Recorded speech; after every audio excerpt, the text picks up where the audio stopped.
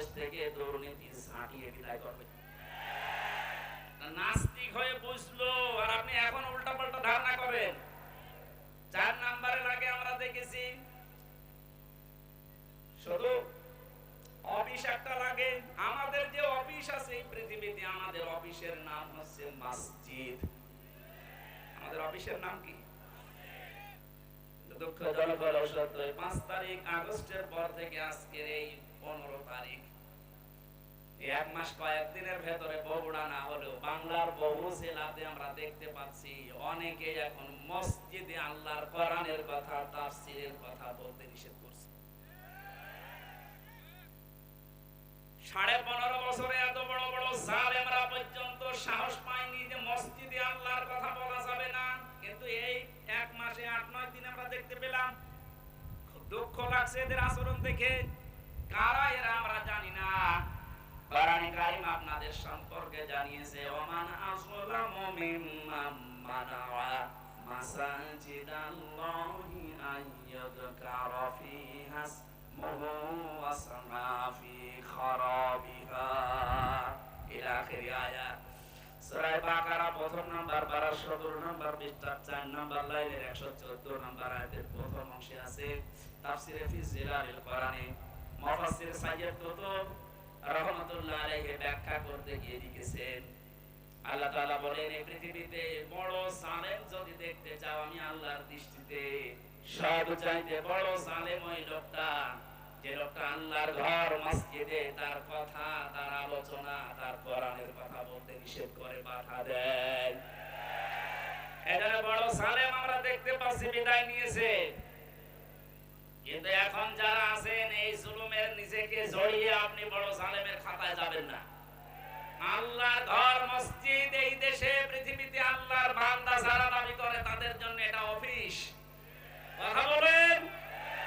দল করলে যেমন অফিসে যাওয়া লাগে, আমরা এমন দল করি যে 5 বার আমাদের আল্লাহর অফিসে যাওয়াই লাগে, না গেলে আপনি আর ও দলে থাকতে পারবেন না। সুতরাং আমরা যেটা বোঝাতে চাচ্ছি, নেতা এই শব্দটা শুধু দুনিয়ার সাথে যদি আপনি মনে করেন যে দুনিয়ার বিষয় নেতৃত্ব না, এটা আখিরাতের সাথে সম্পৃক্ত। আল্লাহ নিজে ডাক দিয়েছেন নবীকে, হে নেতা। এই শব্দ দুনিয়ার কাউকে আল্লাহ দেননি। সুতরাং আল্লাহর ঘোষণা দেওয়া নেতা দুনিয়ায় কয়জন বলেন? তাকে বাদ দিয়ে যদি অন্য কাউকে আপনি নেতা মানেন, আপনি লিখে নিতে পারেন আপনি জাহান্নামী। সেই মহান নেতার আদর্শ শোনার জন্য সিরাতুন নবী দিয়েছেন। এই কিছুক্ষণ আগে দেখলাম মিলাদুন নবী পালন করার জন্য অনেকে মিছিল নিয়ে যাচ্ছে। আমি মিলাদুন নবীর বিরুদ্ধে না, কিন্তু শুধু মিলাদ নিয়ে কেউ যদি আনন্দে থাকে, নবীর সিরাত আর আদর্শ আপনার কাছে যদি মুখ্য না হয়, আপনিও নবীর চাচা আবু তালেব আর আবু লাহাবের মতো জাহান্নামে যাবেন। নবীর চাচা আবু তালেব, আবু লাহাব বিশ্ব নবীকে ভালোবেসেছে কম না। তারা নবীর মিলাদে খুশি ছিল। মিলাদ মানে জন্ম, মিলাদ মানে কি? এত বেশি খুশি হয়েছে আবু লাহাব, নিজের 2 আঙ্গুল দিয়ে যে মহিলা এসেছিল সুয়াইবিয়া, তাকে আযাদ করে দিয়েছে। যা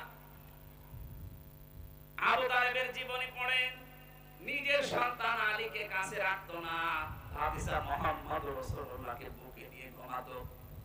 এত বেশি ভালোবাসা দিয়েছিল এই 2 চাচা খালি নবীর সামনে। কিন্তু নবীজি যখন বললেন, ইয়া আম্মি আবি তালিব, লা ইলাহা ইল্লাল্লাহ হাজ্জুল লাকা ইনদাল্লাহি ইয়াউমাল কিয়ামাহ, রাওয়াহুল বুখারী। ও চাচা, জোরে বলা লাগবে না, শুধু আমার কানের কাছে মুখটা নিয়ে আস্তে গিয়ে বলেন, লা ইলাহা ইল্লাল্লাহ, মুহাম্মাদুর রাসূলুল্লাহ বলার দরকার নেই, ওটা আমি নিজে জানি।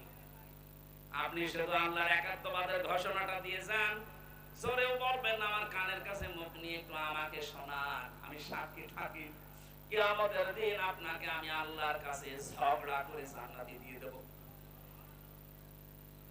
পাশে দাঁড়িয়ে ছিল আবু সেহেল আর আবু লাহাব। আবু সুফিয়ান ডাক দিয়ে বলে, নেতা পড়বা, এতদিন বাপদাদার ধর্ম অনুসরণ করলে, এখন ভাতিজারের নতুন ধর্ম অনুসরণ করে গ্রহণ করে কলঙ্কিত হবা। মানুষ তোমাকে কাপুরুষ বলবে, ভীরু বলবে, বদনাম হবে তোমার। আবু তালেব ওই দিন বলেছিল, মুহাম্মদ ভাতিজা আমার, আমি আমি তোমাকে ভালোবাসি, তোমার জন্মের পর থেকে আমি খুশি, কিন্তু তোমার এই আদর্শটা আমি মানতে পারলাম না, তুমি আমাকে মাফ করে দিও। মাফ করার মালিক কি নবীজি না আল্লাহ? আরো জোরে বলে। আমি সংক্ষেপ করছি এই কারণে দুইজন চাচার জীবনী আমি পুরা পড়েছি। নবীর জন্মে এত খুশি যারা ছিল, দেখলেন নাকি বললাম, কিন্তু দুইজনই জাহান্নামী। দুইজনে কি বলেন বলেন? একজনের পায়ের নিচে শুধু একটু ফিতা লাগিয়ে দেবে জাহান্নামের, মাথার মগজ পর্যন্ত টকবক করে ফুটতেই থাকবে। আর আবু লাহাব জাহান্নামী, এটা আল্লাহ কোরআনে কারিমে সূরা লাহাব তার নামে নাযিল করে জানিয়েছেন, সায়াসলা নারন যাতা লাহাব। বলেন নাউযুবিল্লাহ। অবগুড়াবাসী সিস্টেম অপর পৃষ্ঠায় দেখুন, আরো দুইজন চাচার নাম আমরা জানি, একজন হযরতে আমির হামজা আর একজন হযরতে আব্বাস রাদিয়াল্লাহু তাআলা আনহুমা। এই দুইজন চাচা শুধু নবীর জন্মের সময় খুশি ছিল তা না, ওরা নবীর আদর্শ পেয়েও খুশি ছিল। একজন চাচা হযরতে আব্বাস নবীর আদর্শ পেয়ে খুশি, তার প্রমাণ তার মুখের কথা, মানসা কাতামাল ঈমান মা রাদিয়া বিল্লাহি রাব্বা আবিল ইসলামি দীনা আবি মুহাম্মাদির রাসূলিল্লাহ সাল্লাল্লাহু আলাইহি ওয়াসাল্লাম নাবিয়্যা ওয়া রাসূলা। রাহু মুসলিম। হযরত আব্বাস বলেন, কেউ যদি ঈমানের স্বাদ পেতে চায়, সে যেন আল্লাহকে রব পেয়ে খুশি থাকে, ইসলামকে জীবন ব্যবস্থা পেয়ে খুশি থাকে, আর মুহাম্মাদুর রাসূলুল্লাহকে নবী এবং রাসূল স্বীকার করে খুশি থাকে। তিনি যে রাসূলের আদর্শ পেয়ে খুশি ছিলেন, এই কথাই তার প্রমাণ। আরেকজনের দিকে তাকান, হযরতে হামজা রাদিয়াল্লাহু তাআলা আনহু নবীর আদর্শ মানতে গিয়ে নিজের শরীরকে উহুদের ময়দানে ৭০ টুকরা করেছেন, নবীর আদর্শ ছেড়ে দেননি। তার জীবনী পড়তে গিয়ে পেয়েছি, হযরতে হামজাকে ওরা এত টুকরা করেছিল, লজ্জাস্থান পর্যন্ত কেটে বাঁধিয়ে দিয়েছে। শেষ পর্যন্ত বিভিন্ন জায়গায় পাহাড়ে লতা পাতা দিয়ে নবীজি তার লাশটা যখন ঢাকলেন, মাথা থেকে পা পর্যন্ত তার নিজের পাগড়ি দিয়ে ঢেকে দিলেন, পাহাড়ের লতা পাতা দিয়ে পায়ের শেষ অংশে ঢেকে দিলেন, ডাক দিয়ে বললেন, রব্বুল আলামিন, আমার এই চাচা হামজার উপরে আমি এ পর্যন্ত খুশি আছি, কে আমার মালিক তোমাকে বলছে তুমি আমার চাচা হামজার উপরে খুশি হয়ে যাও। বগুড়াবাসী, আগে দুইজন চাচাও তো আদর করেছে, মহব্বত দেখিয়েছে, ভালোবেসেছে, কিন্তু জন্মে কথা বলে না কেন? ওই দুইজন চাচার শুধু মহব্বত ছিল, ভালোবাসা ছিল, আদর ছিল, জন্মে মিলাদে, কিন্তু আদর্শ মানতে তারা নারাজ। এই দুইজন চাচা জন্মেও খুশি, আদর্শ পেয়ে খুশি, তাদের জন্য নবীজির বক্তব্য দেখে, হে আমার মালিক, আমার চাচা হামজার উপরে আমি এ পর্যন্ত খুশি আছি, তোমাকে বলছি তুমি আমার মালিক হিসাবে আমার চাচার উপরে খুশি হয়ে যাও। নবীজি যদি কথা বলে কারো পক্ষে আল্লাহ খুশি না হয়ে পারবে? বুঝতে পারলাম চারজনের জীবনী পড়ে দুইজনে শুধু মিলাদ নিয়ে খুশি, জাহান্নামী। দুইজনে মিলাদেও খুশি, সিরাতেও খুশি, এজন্য দুইজনে জান্নাতি। আশা করছি আমার কথার অর্থ বুঝেছেন। এবার আসেন, কেন বিশ্ব নবী মুহাম্মদ রাসূলুল্লাহকে এই পৃথিবীর ময়দানে আদর্শ হিসাবে মেনে নেওয়া লাগবে। আমি ২৭টা কারণ পেয়েছি কোরআন আর সিরাতের কিতাবে। একটা একটা করে যে কয়টা বলা যায় দেখি। রব্বুল আলামিন বলেন, লাকাদ কানা লাকুম ফি রাসূলিল্লাহি উসওয়াতুন হাসানাহ ইলা আখির আয়াত। অবশ্যই আমি তোমাদের জন্য মহত্তম আদর্শ লুকিয়ে রেখেছি আমার রাসূলের জীবনে। আমার এখানে দুইটা প্রশ্ন। আল্লাহ পাক বিশ্বনবী মুহাম্মদ রাসূলুল্লাহর নাম জানতেন না? কথা বলেন না কেন? ওনার নাম যে মুহাম্মদ, এই শব্দটা আল্লাহ জানতেন না? ফি রাসূলিল্লাহ দিলেন কেন? আমাদের আদর্শ মানা রাখবে মুহাম্মদ ইবনে আব্দুল্লাহকে না রাসূলুল্লাহকে। এবার আমার প্রশ্ন, উনি রাসূল হয়েছিলেন কি জন্মেই?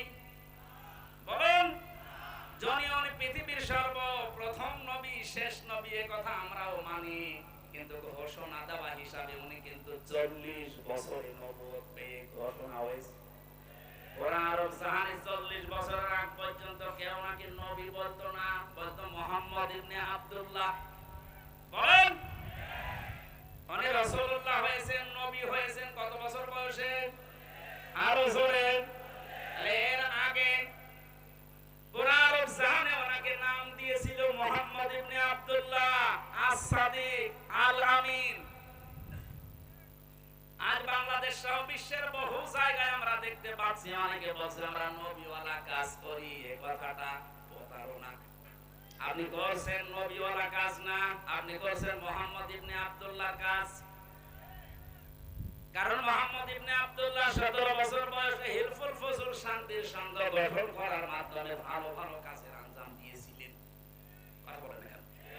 তিনি মানুষকে ভালো কথা শোনাতেন, ভালো কথা বলতেন, মানুষের বিপদে এগিয়ে যেতেন। এই কাজগুলো করেননি? সিরাত ইবনে হিশাম দেখেন, এই কাজগুলো তিনি করেছিলেন। কি বুঝলেন এখানে? আপনিও যে কাজগুলো করেন এগুলো কিন্তু মুহাম্মদ ইবনে আব্দুল্লাহর কাজ। আর রাসূলুল্লাহর কাজ কি? তিনি যেই দিন রাসূল হচ্ছেন, তার মানে 40 বছর বয়সে, ওই দিনই জিবরাইল তাকে বলেছিল ইকরা। তিনি বলেছিলেন মা নাবিল্লাহি, আমি পড়তে পারি না। 3 বার বলার পরও যখন বললেন আমি পড়বো না, পড়তে পারি না, এত জোরে চাপ দিয়েছিলেন, চতুর্থ বার তিনি বললেন ইকরা বিসমি রাব্বিকাল্লাযী খালাক। নবীজি জিবরাইলের সঙ্গে সঙ্গে 5টা আয়াত পড়েছিলেন। প্রশ্ন আসতে পারে প্রথম 3 বার পড়লেন না কেন? জবাব হচ্ছে 3 বারই জিবরাইল শুধু ইকরা পড়েছিলেন, যে পড়ো পড়ো। নবীজি প্রশ্ন করলেন ভাই জিবরাইল আমি পড়বো কি? বারবার যে আমাকে পড়তে বলেন, আমি কি পড়বো? যখনই বলেছে বিসমি রাব্বিকা, রবের নামে পড়ো, তখন আমি আর থামি নাই, আরম্ভ করেছি। কিয়ামত পর্যন্ত আমার উম্মত যারা আসবে তাদেরকে শিক্ষা দিয়ে গেলাম, পড়াশোনা যদি করতে হয় রবের নামে পড়া লাগবে। এই 15.5 বছরে অনেক পড়া পরিবর্তন হয়েছে না হয়নি? ঢাকা বিশ্ববিদ্যালয় থেকে ইকরা বিসমি রাব্বিকাল্লাযী খালাক এই মনোগ্রাম বাদ দিয়েছে। কবি নজরুল ইসলাম কলেজ থেকে ইসলাম বাদ দিয়েছে।